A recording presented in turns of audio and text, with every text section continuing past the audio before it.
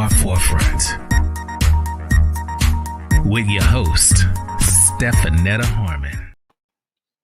Good evening, everyone. Hello, welcome, and thank you for tuning into the latest edition of the MSR Forefront.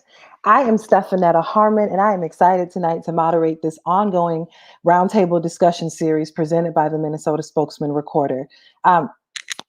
We're talking issues pertinent to Black communities in Minnesota and beyond. And tonight, we are talking about the challenges, resources, legislation, and initiatives surrounding reentry in Minnesota for formerly incarcerated residents. Now, y'all know this is a hot button topic as we discuss criminal justice reform and rehabilitation for those who are serving unjust sentences to those who have paid their time in full and looking to return to society as productive citizens. In 2011, Pew Center reported that Minnesota led the nation with a 61% recidivism rate. In 2018, the state of Minnesota released a report showing that the numbers were considerably lower. Only 16% of those on probation statewide did not remain free of felony convictions for 3 years after leaving supervision in 2014, and 30% of offenders leaving supervised release in 2014 had no new felony convictions within 3 years. But, things are sounding better on paper, right? But how effective are they today in real life? And what resources are available for those who are not getting the right footing? So instead of wondering, we are exploring this conversation with 4 formerly incarcerated advocates who have navigated their way through the system and helping pay their successes forward. So I would love to introduce our guest tonight. We have Kevin Reese, a director of criminal justice, Eliza Darius, who's smart justice advocate, organizer for ACLU Minnesota. We have Natalie Pollard, who is a community and reentry advocate. And we have Noelle Fay, who is also a legal fellow and reentry advocate as well. So I want to say welcome. Can we bring them in? Hey, thank you. I was hoping, your little heads pop up when I said your name. So here we are. Thank you all for joining in this conversation. Please unmute yourselves. I want us to really get into this conversation around recidivism. It's a big word for those, recidivism, talking about this rate and these statistics. But I want to put faces to it and really talk about the work that you all have done in navigating your own stories and becoming advocates and examples and inspirations for people, both who are coming out of the system and who have never been in the system. So my first thing, I guess, I want to just kind of get a sense of your stories. And I know we don't have a lot of time because y'all have some amazing stories, but if you could give me like a 1-minute preview on who you are and how the system has impacted you and what you hope to get out of this conversation tonight. That's it. I know that's a whole lot in 90 seconds, but we're going to see what we can do. Who wants to look? Eliza did this. So I want to look. You ready, Eliza? You want to kick it off? Just kind of tell us who you are and how we got here. Yeah, I can. Yes, I can kick it off. Yeah, so my name is Eliza Darius. I work for the ACLU of Minnesota. I coordinate our Smart Justice campaign, in which we are endeavoring to reduce mass incarceration across the nation. Every last single affiliate, because we're the Minnesota affiliate, has its own strategies and tactics in order to realize that result.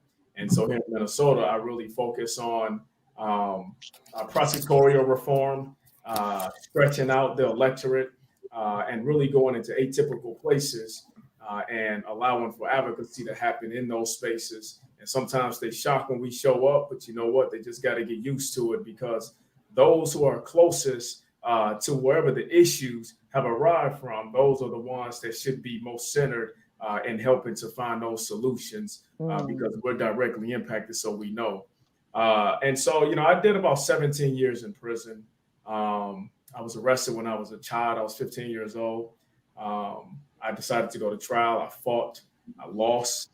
In Minnesota, when you lose capital homicide trial, then the automatic sentence is life. And so I was sentenced to life as a teenager. And, I found myself inside of, various different prisons, from super maximum all the way down to their minimum.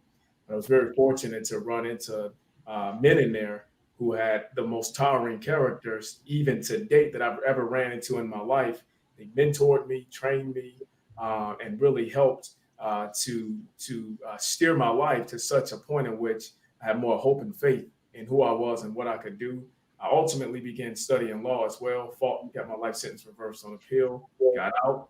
I was very blessed to be connected with people like Nikema Levy Armstrong and others to begin doing some advocacy work to put some boots on the ground. And so we out here, we making these moves. That's just a little bit about me, and hopefully we can get into a whole lot more conversation. Thank you. Thank you. Natalie. I was incarcerated in 2015. I am a victim of a domestic abuse. Mm-hmm. Long story, real short. Met a guy online. I was a stay-at-home mom. Finally met him in person. Got to know who he was. Started seeing tendencies of alcohol, drug abuse. Like he drank. He had a drinking problem. I didn't like that. Then it became to where I just wanted to be friends with him. He couldn't accept no for an answer. He started to become abusive. He started to stalk me. One morning, it was July 2nd of 2015. At the time, I was 2 months pregnant. And I asked the individual to leave. He left, but he decided to come back, you know what I'm saying, through a window of mine. In the process of finding out, you know, he was trying to enter my home, we ended up getting into a scuffle, should I say, in defending myself, knowing that he was abusive and I've had prior, you know what I'm saying, incidents with him. I had defended myself. Mm-hmm. In that process of defending myself, he died. I was charged in Ramsey County with second-degree unintentional murder. Was charged with his death. I ended up having my baby in prison. Going through motions with that. I ended up appealing my case. When I got to Shakopee, due to circumstances, there were errors in my instruction that ultimately had my conviction reversed. I was released from prison. I was out for 7 months. Ramsey County wanted to take me back to trial on the unintentional murder using a different jury instruction. I didn't want to do that. I asked for a plea deal. The first plea deal was to give me first degree manslaughter. Mm-hmm. I denied. I asked for second degree manslaughter. Manslaughter it was. I took the plea deal. I was on parole for a year because it was time served taking that second degree manslaughter. Once I did the parole, I completed that successfully. In the process, trying to find housing, trying to find a job, getting turned around left and right. No, we can't hire you. No, your background, you know. Mm-hmm. So with all that, I ended up landing a job. I ended up finally being able to be blessed, our property taking a chance on me to be able to live in their property, being able to have more time and one-on-one with my children. Mm-hmm. Because that's what it was all about, was just trying to get back home to my children, because when they woke up the morning and there was a police in my townhouse, they didn't see mommy. So I didn't get that, you know, I love you, I'll see you later. It wasn't I'll see you later. It was mommy went to jail and she never got out, you know. So that being said, you know, I'm here out with my kids, being able to see them, and also talking about the circumstances that I want to be a part of so this doesn't happen again. Okay. Thank you so much for sharing. Kevin? Yeah, thank you, Stefanetta, for this space. First, I'm Kevin Reese. I'm Director of Criminal Justice at Voices for Racial Justice, and I'm founder of Until We Are All Free. I, too, similar to Eli, went to prison when I was a kid. From 18 to 32, I spent inside of Minnesota correctional facilities, and those were the years where kids would be in college or, you know, becoming. So all of my becoming years, I was in prison. So I absolutely had an opportunity through like my last 6 years. I wrote here in the Spokesman-Recorder. I have a tremendous amount of love for the Spokesman-Recorder because that was the first time that someone said what you have to say matters and is valuable. And the Spokesman-Recorder will run my articles. My angry ones I'll write from my prison cell. They'll share with the community. So how I got here is on the wings and on the back of this amazing community that I come from. And, you know, human justice is what I'm all about. And mass incarceration is just the inhumane thing that happened to me, and I'm here to talk about it. Thank you. Noelle? I don't know how I can follow up with all that. You guys are Just amazing. rep your hood. No, you here. So I was incarcerated in 2016. I turned myself in for something that I did do, criminal vehicular homicide, 1 count, and then 3 counts of operator. So someone died because of me. And before that, though, I was a part of this system too. I was born in jail. I was born in prison. My mother was incarcerated. She was addicted to drugs. She was addicted to a lot of different things. She was also a prostitute at one point. After about 3 or 4 years of constantly being moved around, I was adopted into a family that had great intentions for me. And unfortunately, I had a lot of struggles growing up. A lot of bad things that happened to me, and a lot of trauma from a small child. So going into prison, I came in with all of that. I came in with all of my mental health problems, with all of the trauma from the background that I had grown up in. And I didn't know what to do. You know, I've spent my adult life seeking help and not receiving it.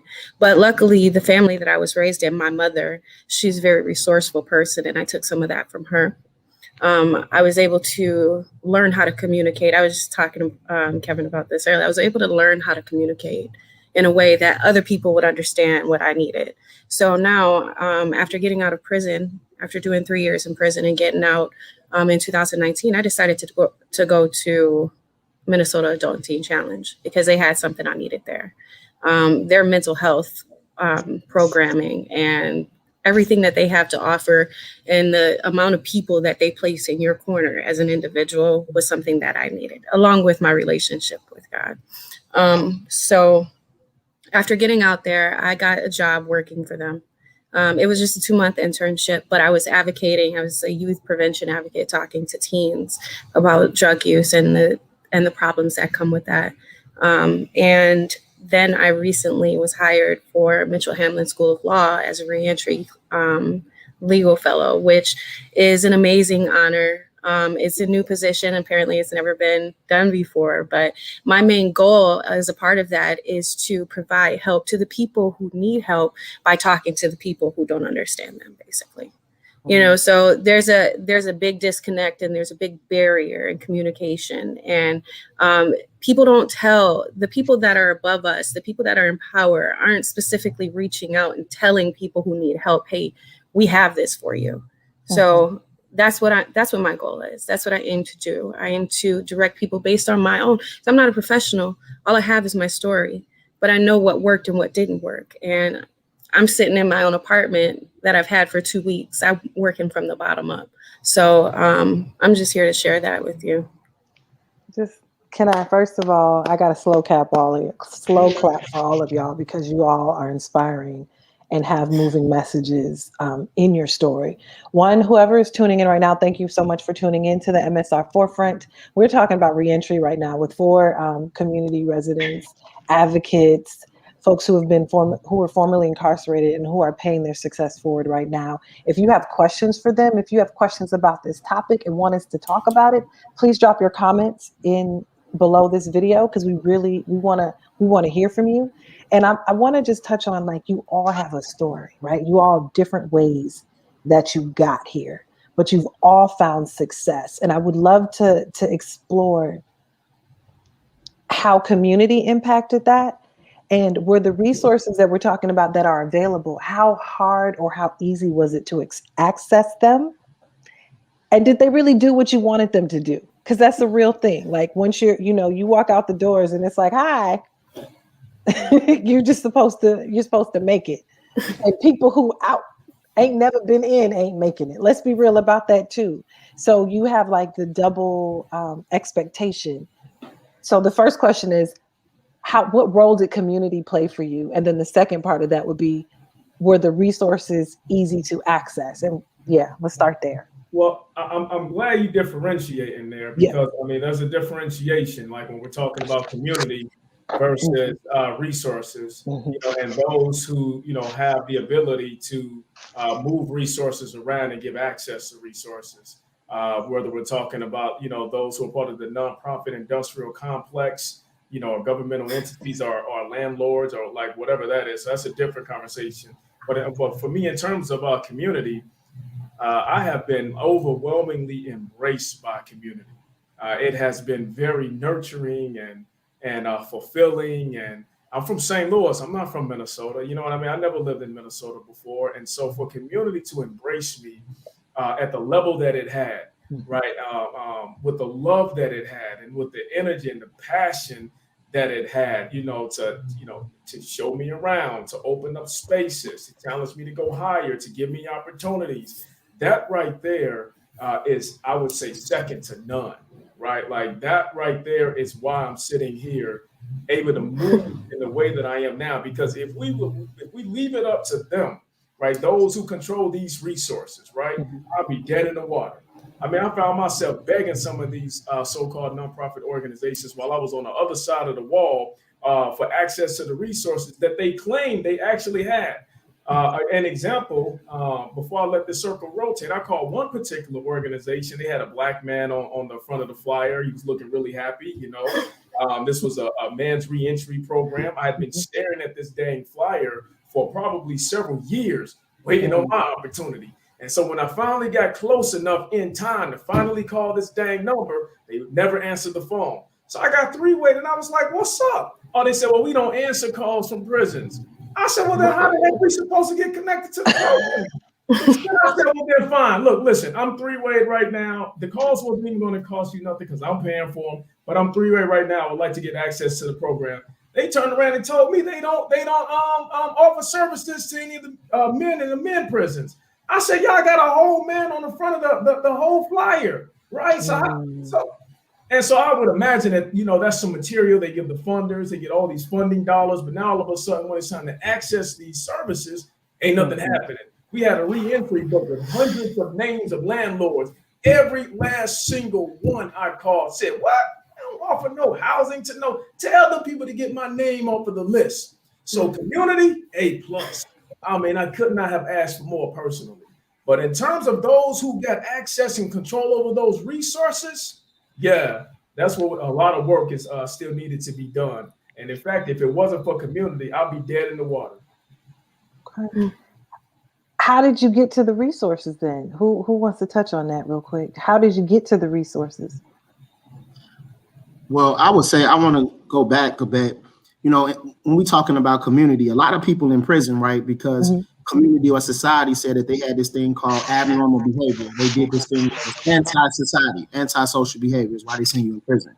And while in prison, only thing prison does is reaffirms that every day and in every way. Right? So if there is not community that has the opportunity to intersect, people will continue to sit in those cells and feel that the community is anti them. So this is where those big, bright plans of more criminality comes from, because people are feeling like disconnected. Community is an abstract term. It's not real. So I know for me, it shifted when community became real, like real people, real actual people who poured into me, and my community became real people. And my sense of loyalty that my grandmother gave me, the same sense of loyalty that I've always had in my real life. I'm a real one. I know how to reciprocate when people are showing me love. So very similar to Eli, this local community here in Minneapolis, the same way, Minneapolis and St. Paul, I couldn't tell you enough about how much I am a result of this community, right? It's not all of the answers, but Kevin Reese can tell you, Minneapolis, hey, no, I am a result of the community. So every time I'm in space or every time I'm doing that, know that I've been fed by community. I've been fed by my brother Eli here so much. Like I have a wealth of support and love around. It's because, and this is made of real people, community.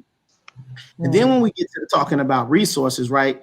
Without community, without relationships, you ain't gonna get to the resources, right? The resources, like you better, like it comes through people, it comes through community. So for me, having access to it was having access through community, being able to be in relationships and being able to transcend some of those spaces and be in those spaces and be valued in those spaces for what you have to contribute. So for me, a lot of the times people are like kind of, you know, shift under the rug because they don't necessarily feel that connection to community. There's a whole nother part of our community that is not connected to none of the movement work we do, right? We ride past them though over north, right? There's a whole other part of our community who don't even feel access to conversations like this. They look just like all of us too. There's a whole nother part of our community who feel that the politics is for others. It's not for them. There's no seat at the table. There's a whole part of our community that still feels that way, and they don't have access to the resources. So for me, it was through community and through relationships how we were able to get at the table and not only have access to the resources, but have opportunity to point where the resources should go.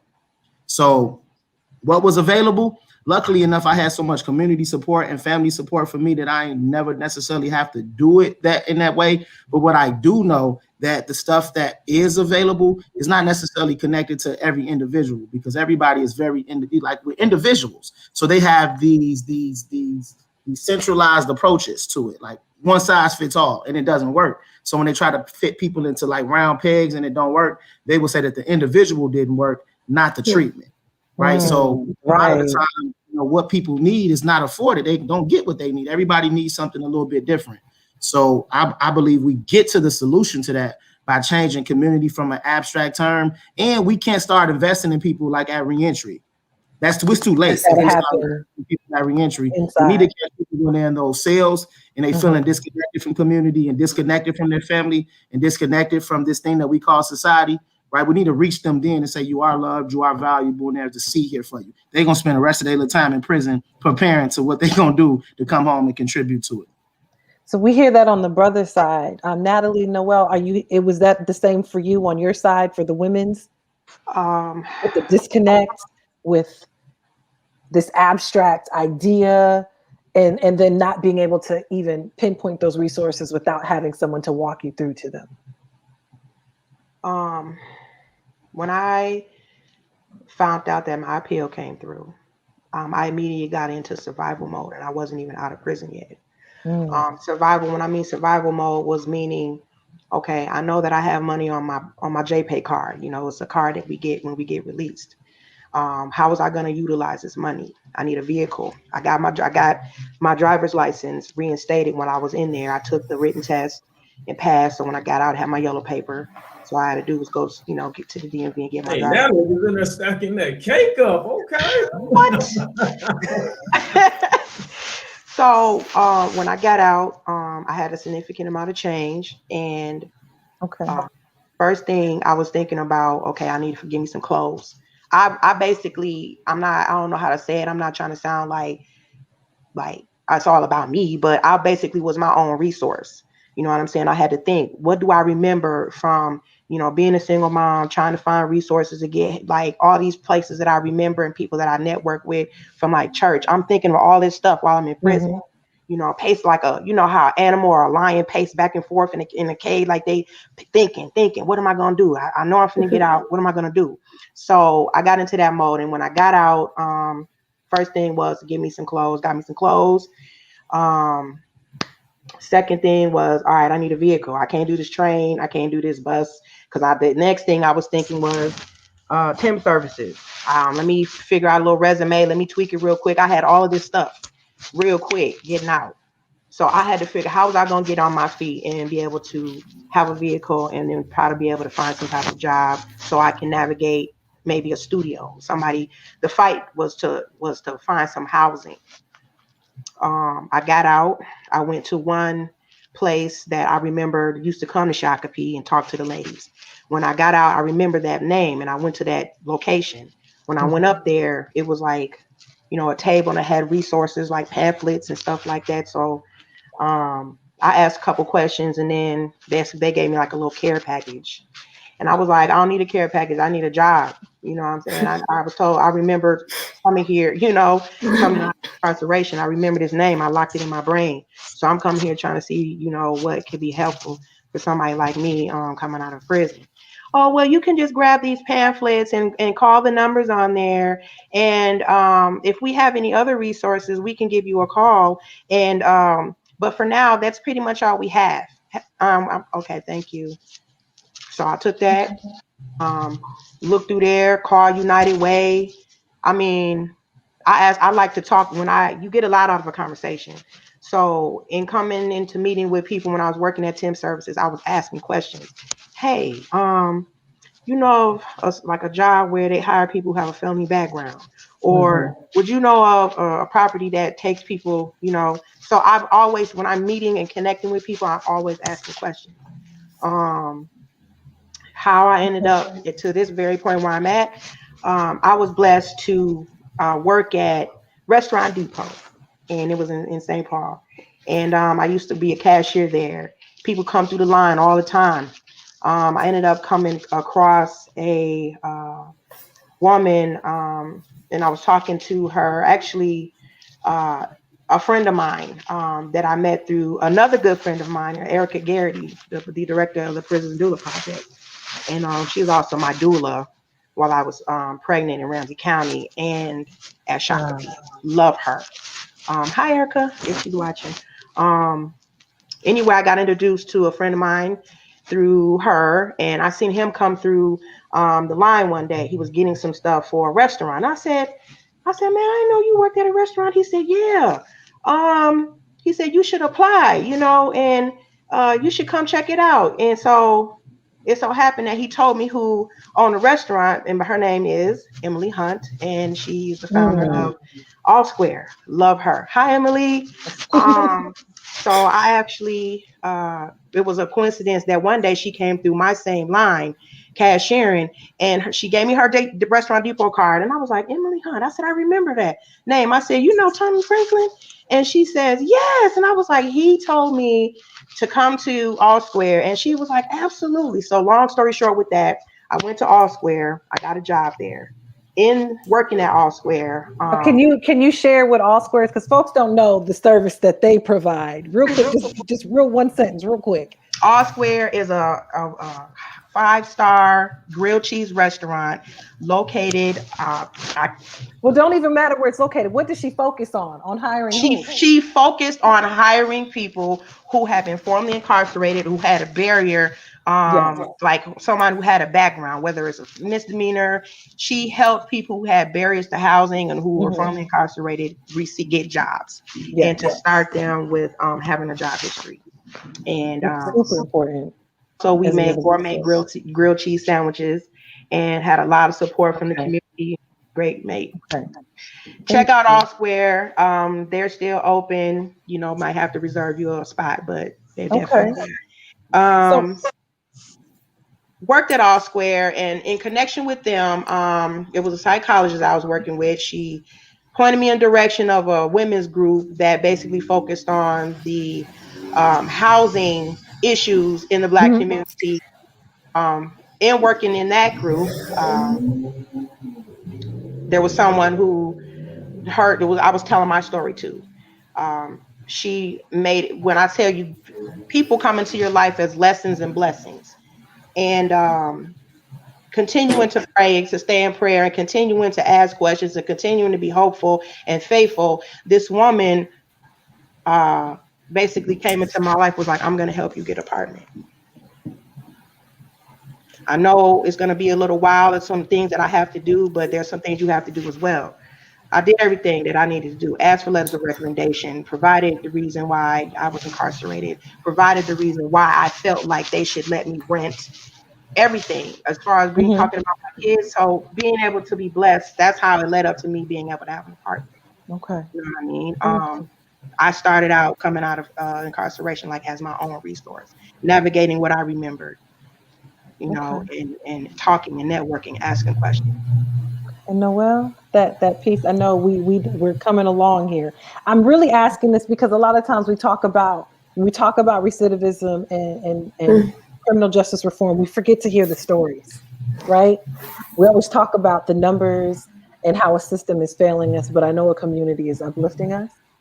And so I want to have this conversation, and we can come back to what we need to hold folks accountable on, because trust, that's going to happen next, and where we can get resources. But Noelle, can you tell how the community impacted you? And I know you mentioned in your first, go round about the resources not being readily available to you, but you were able to find them. So what was that process like for you? All right. So I'm not from Minnesota either. I was actually born and raised in Detroit, Michigan. And I lived in a lot of different states after that. I joined the military. I was in Virginia. I was in Florida. I was in Alabama, Georgia.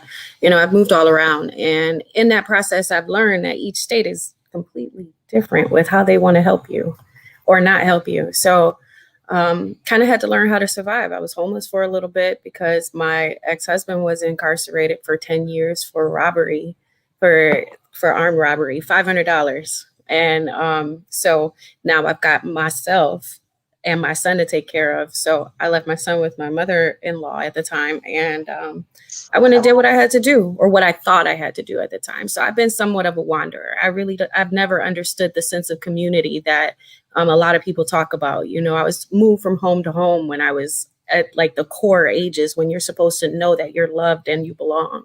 And so that I grew up with that mentality, thinking that I had to do this on my own, that I was always alone.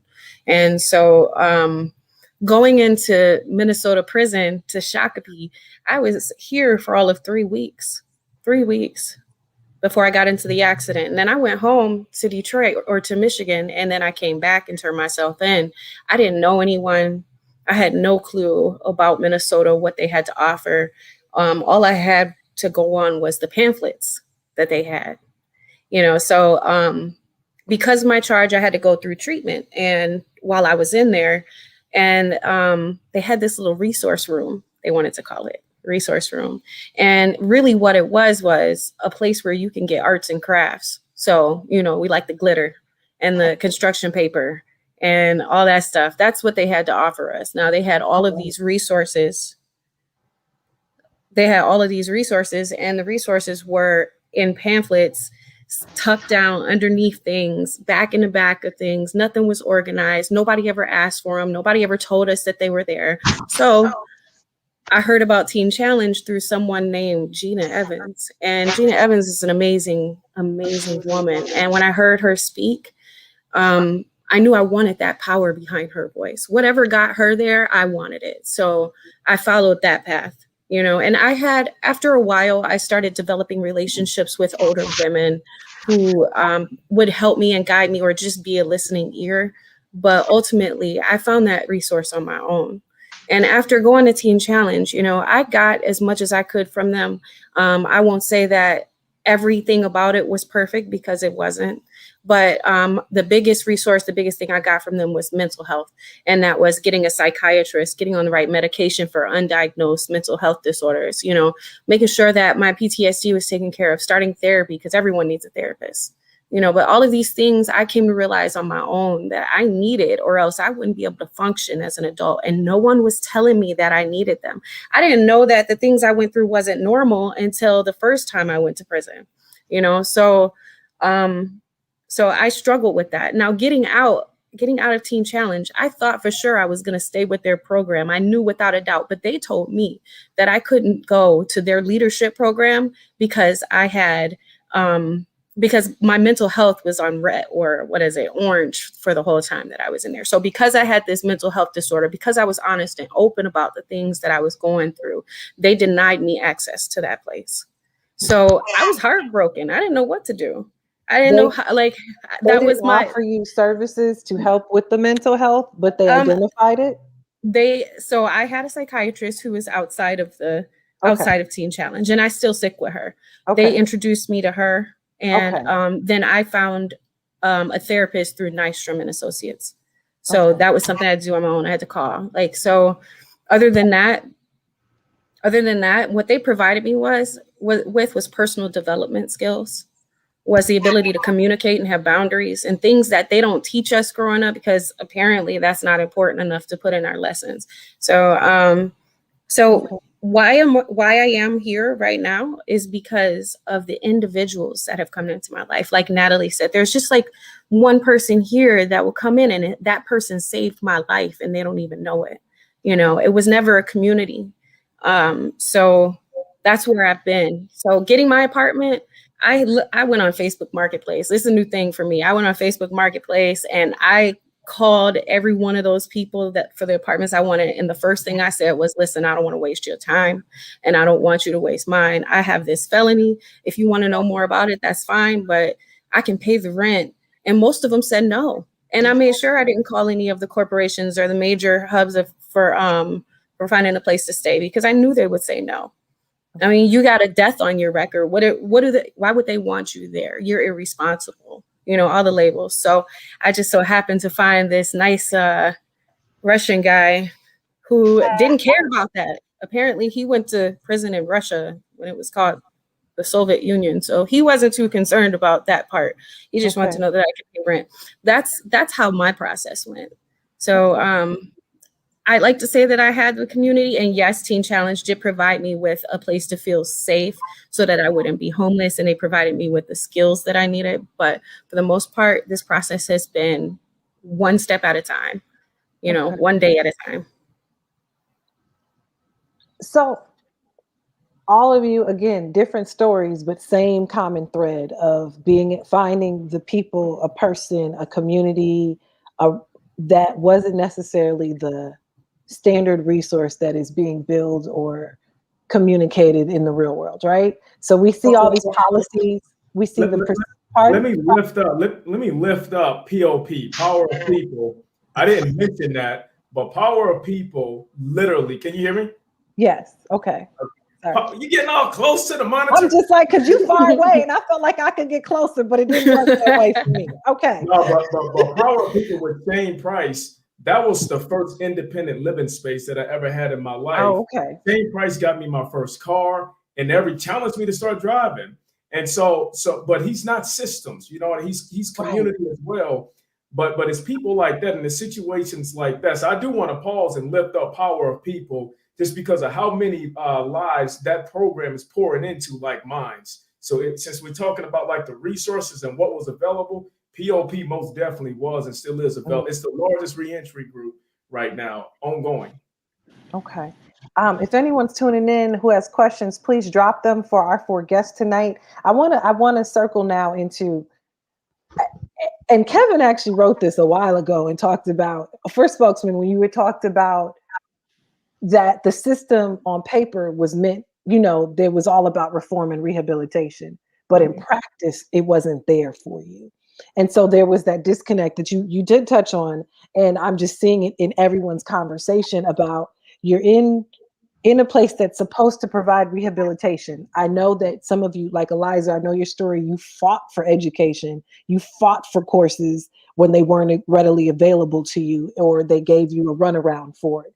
And it seems like you had to continue to fight over and over for things that were supposed to be readily accessible to you. What is missing in this conversation? What is missing in the policies piece of it, the programming piece of it, that would have helped you better be prepared for when you got out? Because, Natalie sounded like she was on it, like I'm on my own. Everybody sounded like they were on their own while they're in a system that was supposed to have a system response for them. Well, I would say, for me, again, I spent from 18 to 32 inside of prison. So those are real developmental years, just the social aspect of it. So you can sit in your prison cell and you can read all the books. You can read the autobiography of Malcolm X, front and back and forth. You can read, you can conceptualize, you can do all of that. But there is no way to skip experience, right? There's no way to skip what it means, the social settings, what it means. So what wasn't available is enough of an opportunity to a part of my rehabilitation, whatever that thing they was calling rehabilitation, to have the community and my family more engaged and more involved. Because what they was doing, they're limiting the amount of access. So I can get skills, but they won't be transferable skills because they're not connected to the community. So everything that I'm learning, if it's not connected to the community, then when I go home, it will be obsolete. Like a lot of the programs inside of prison, you feel that way. You can come, those certificates and stuff you get in there, they're not worth the paper that they're printed on because they're not connected to community. So I know for me, one of the things was missing was an opportunity to build with folks in this world, beyond that world, so I can be more prepared to come back to this world and swim. Another thing that I heard from everyone, and I'm super anti this, and I salute to all of y'all. And, you know, we are, although and in spite of, I heard from everyone, everything that we got, we had to go like get. There was nothing given for. There's no inheritance. There's nothing given for us. We all had to like swim and kick down doors, cut down trees in order to like figure out a way in order for us to be able to exist. So the other thing is right now, the current way that the carceral state is set up, it's almost a foolish plan, right? The plan is a foolish plan because we're going to send people into this traumatized spot with all traumatized people, and it's just going to be all this trauma reverberating, right? Around, then send them back to their family, traumatized, right? So I think the whole way in which we look at this thing we call someone made a mistake that we don't like, that's anti this thing we call society, we send them to this place called prison, they sit there for a period of time, and they come home. The whole entire process to me is stupid. Like, who would even make up a process like this? It does not make sense. So what needs to be in place is a whole nother thing. This current thing that we do does not help people. It actually hurts people, and it's not actually making people better. Or we can just tell the truth and just say, oh yeah, man, America can't go without their slaves, man. Just tell the truth. So what's we missing got a part two. Okay. Got a part two to this. Is Yeah, what I'm so, hearing. you know, all of those things. But the whole entire thing is stupid and it need to be redone. Okay. Anyone else want to tag in on that, or did he get it all? Nah, he got Just a lot the whole of. thing is stupid and need to be redone, like he said. Okay. I mean, definitely part two would be necessary. Simply put. for Yeah. that particular part for sure. We definitely that right there on how we can reframe this conversation. I definitely want to have that as a part two. But we're still on this part one right now. We're talking. we're going through this piece that's missing, right? And then I'm seeing other programs like Eliza. I know that you are active in something called Minnesota Second Chance Day with the Second Chance Coalition. Are you part of that, Eliza? You mean Kevin? No, who's part of the Second Chance Day? I'm gonna be speaking next week. Oh, okay. Why did I think you were a part of that, Because Eliza? he might be, ain't no telling. We really interchangeable out here these days. No, so ain't y'all know. Y'all look alike. No, No, but we you know, don't I all- might be speaking. I don't know. he literally No, might okay, be well, on the you were agenda. part of- I'm not part of them, no. Okay, you're not part of it. I But you might be did, I'm not part of them either. I'll just be speaking this year there. okay, so no one's a part of it, but we understand that someone may be speaking on it. But this is a real event that's happening next week on second, about Second Chance Day, about giving people an opportunity to vote, right? Oh yeah, I'm speaking at that. You know what? I'm not messing with you, Eliza. No, Representative Cedric Frazier hit me up about it. And I said, yeah. Okay, yeah, me too.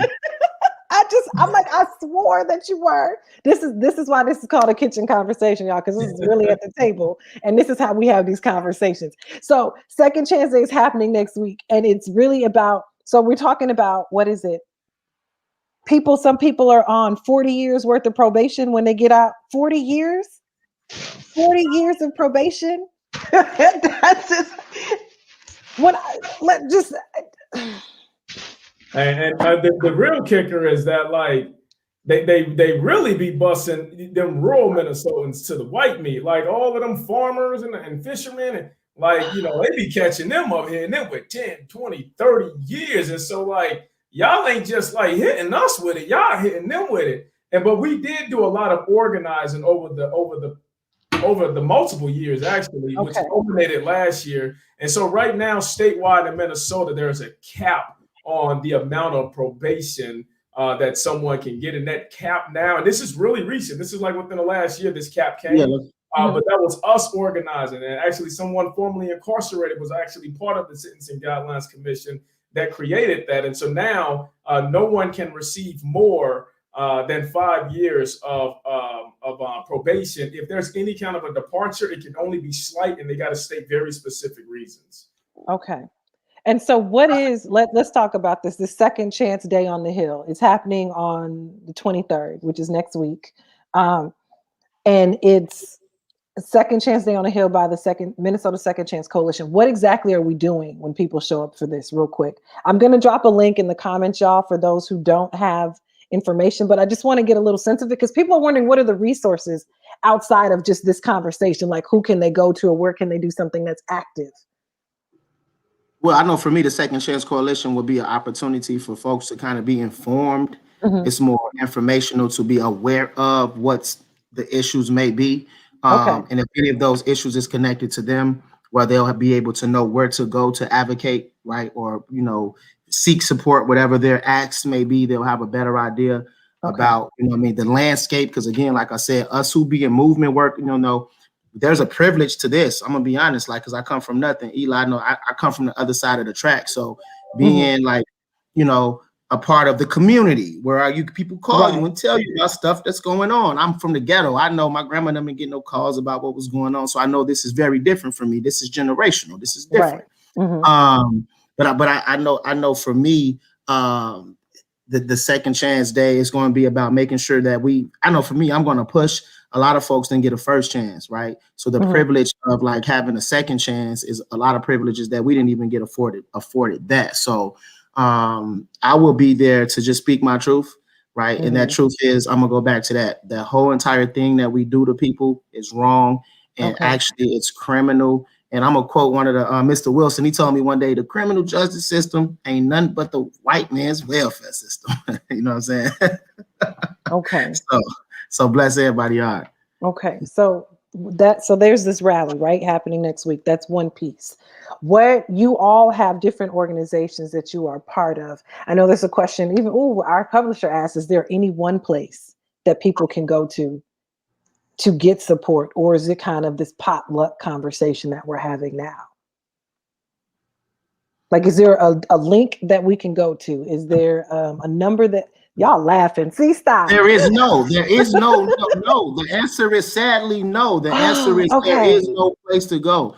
That there's no one central place that you can go. Here, there's a safe refuge for you. No, it's very much potluck, like you said, and very scattered. And if you don't got family support behind you, good luck. Like, even with the best institutional support, if there's not some infrastructure around you to help you even get up there, because you need a ride up there. If you ain't got nobody to at least give you a ride up there, the answer is none. So the challenge is then, it's not even just accessing the resources, it's being able to access a way to get to the resources. Yes, to have your life still enough where that makes sense. To have your life in alignment enough to even be able to go on the process. Because some of those groups and programs, it takes time. It's a process. They want you to come to this many meetings, and people be hungry and homeless now. So by the time the third week, I've been sleeping outside. I'm froze. I'm hungry. You know what I'm saying? I ain't gonna make it to the fourth week. So no one program exists that will be able to help anyone with all of their needs when we're talking about reentry. There's not one program, no.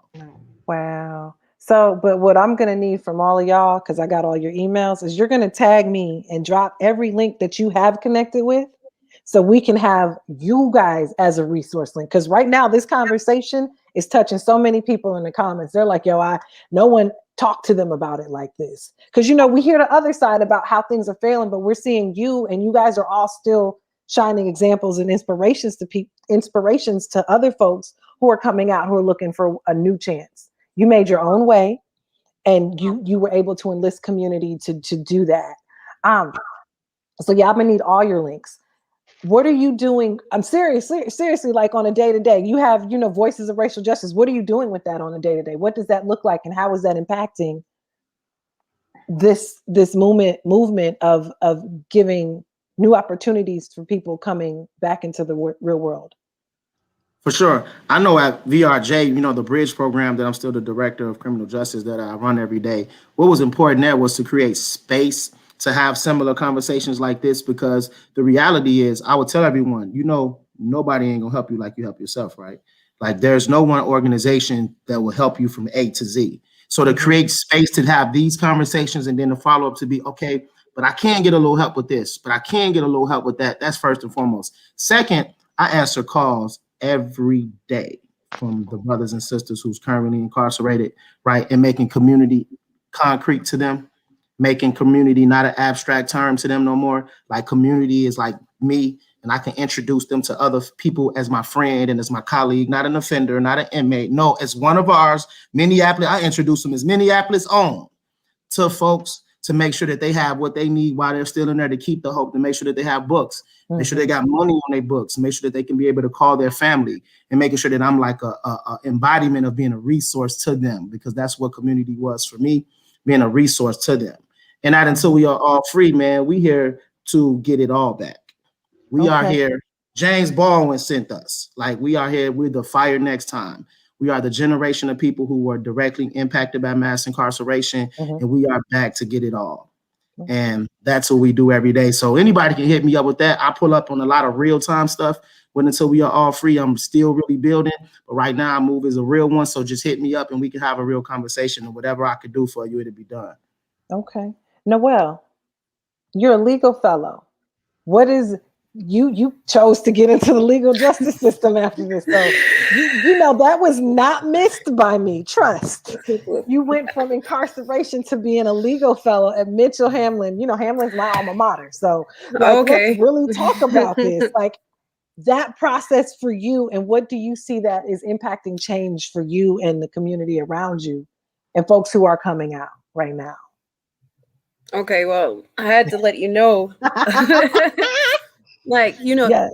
I have been blessed, beyond blessed where I am, you know, and it came from that one individual person. You know, it was always that one. Brad. I met Brad because he dealt with some of my cases. I was being sued. I had a civil suit against me for wrongful death. And without him, I don't know if that would have gotten solved or fixed the way that it did. They dropped the suit, you know. So coming out of prison, there would have been that. I would have been working just to work and to work and to work. So yeah, I got that blessing from him. So I got a call from him or emails telling me about this position and what I've learned thus far, because I've been working there for 2 weeks now. What I've learned thus far is that I already know how to do everything that I'm supposed to do. You know, we just need more people to advocate for these people who don't know that, like, it doesn't take very much to get a driver's license if your driver's license is suspended.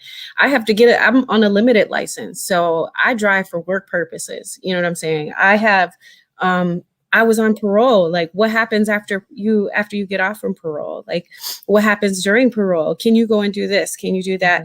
Who do you owe money to? You know, can we get that paid for?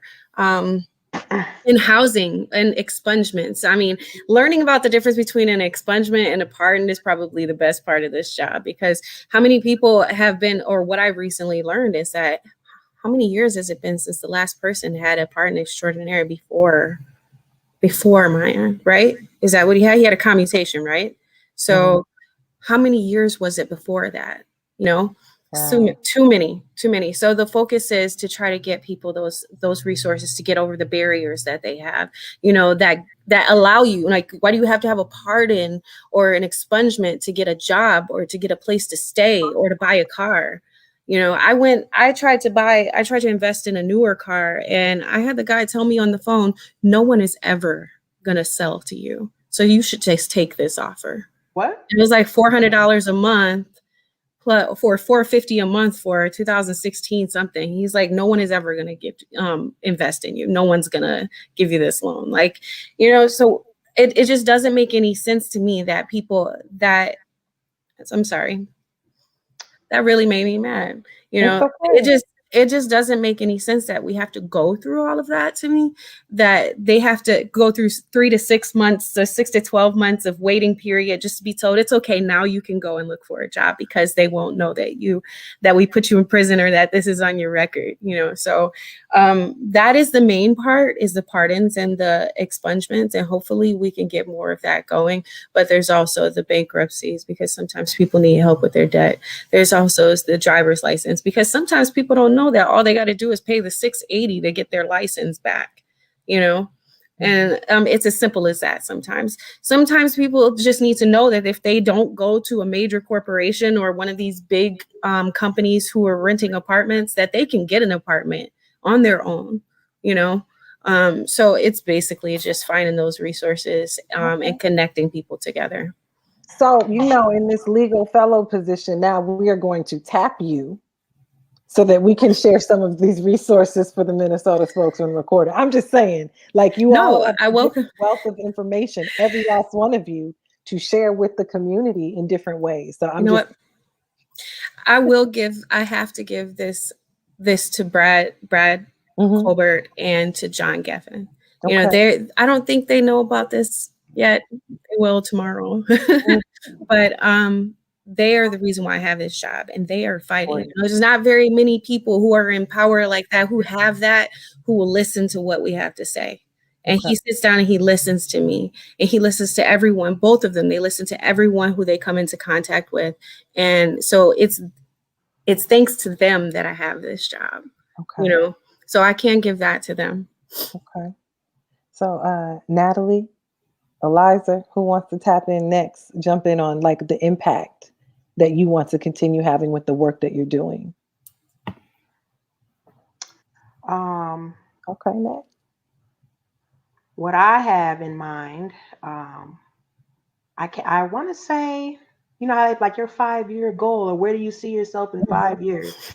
I can't say exactly 5 years, but the goal that I do want to have is, and I'm going to continue to speak it into existence, is I want to find like a property of a building, an apartment building, or something. I've had my eye on a building that's right over in Minneapolis, and it's been closed down for a very, very, very long time. And I've been always curious of what they're doing with this building. But to eventually have a space of area where women who have barriers to housing or who have been formerly incarcerated and don't have anywhere to parole to.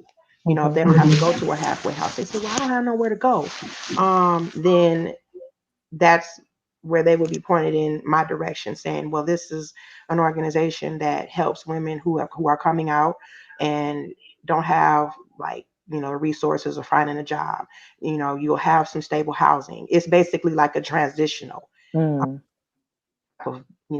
organization that I want to establish, knowing that I had to be my own resource, being able to give back to women so they don't have to work I don't have to struggle so hard, saying, here are these resources, that you have. And as far as like housing, I can't say how many units or whatnot, but just be like a starter building, you know what I mean? And branch off from there to like be able to just help more women, especially. There's could be some resources thrown in there for men, but men got a lot of resources. They got a lot of stuff happening for them, but I'm just more or less focused on Liza's like, where? like they got a lot of stuff happening for them, like they got Pursuit over South, they got the Freedom Works right here on over north, right off of Broadway or whatever. I'm just trying to think. They got like I'm trying to think where they got like little places for women, unless you go to like We'll find them. We'll find them and we'll drop them, especially for women with you talking about giving birth while incarcerated. That's a whole other conversation. Yeah. Like, you know what I'm saying? Like that's a part 3. Yeah. No, these are ongoing conversations. So I love that you all are seeing a future that you're creating from your past. You know what I mean? Like each one of you. And Eliza, like if you could touch on briefly what the impact that you want to have. I know this is only an hour. We could go on for 12. We could really, this is, and I'll say the impact that I am having and that I'll continue to have. Policy is my love language. And so policy change is the way to really, serenade me.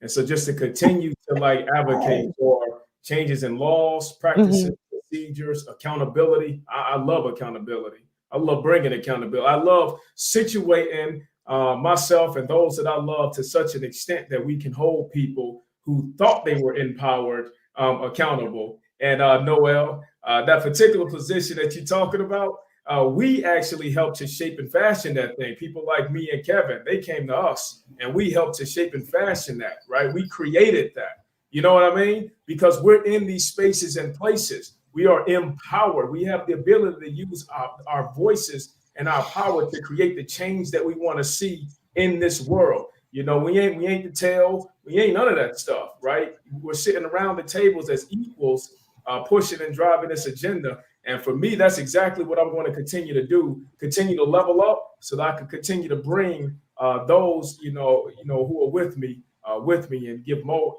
access to more opportunities and more resources. So that's what I'm just going to continue to do.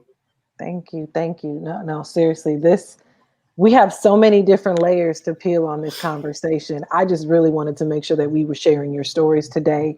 I hope to bring you all back in different capacities to talk about those policies, to talk about the programs, to talk about the resources needed to open your own center, to be able to share the resource knowledge that you're even finding that we can share with the community. All that needs to live here in the community, because the community involvement we're seeing right now is the biggest piece for resources, access, education, information, and how you move forward, how you push forward. And so I just want to say thank you. I also want to just send a big thank you from our publisher, Tracy Williams I'm Dillard. about to send some love. Yeah, she popped on here I real was quick. about to send some love. I wasn't finna Yes. sign off until I send love to the entire. I'm talking about the first time I ever touched a stage, right, and got paid for it. Tracy. See, Tracy, she takes care. And so The first time I was ever published was Tracy. I met her because you brought her to our 2014 Black History Month celebration, Eli, and she got up on the stage and she didn't know she was talking to me, but she was. And she was like, if you want to write something. So just a tremendous amount of love for the whole entire Spokesman-Recorder family.